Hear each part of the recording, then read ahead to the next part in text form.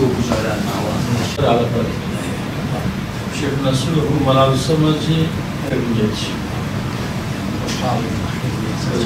خود بدو خود زور جمهور كيم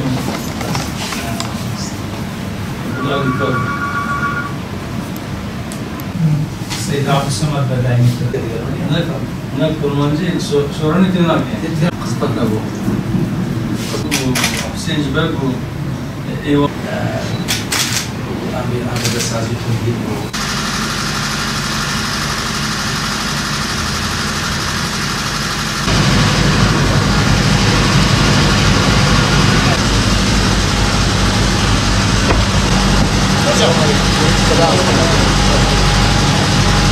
شيخ المرحبا ماشي ان شاء الله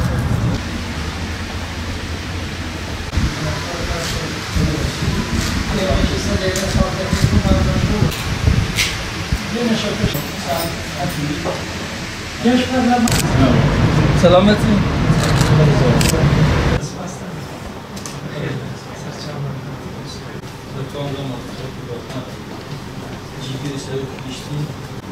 زوجتي بوتن خطاب كن بوتن مجاهد النار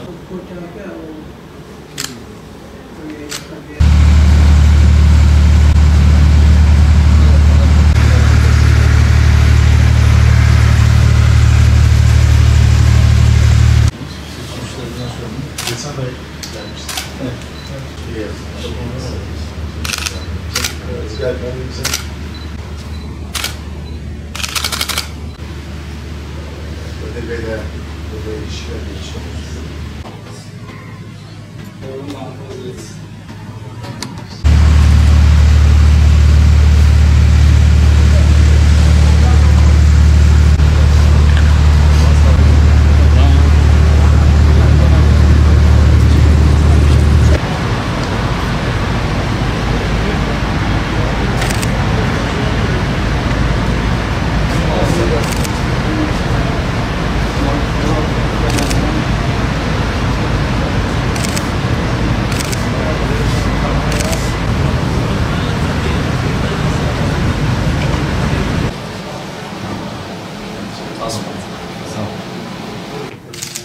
Ben Sayın Başkanım,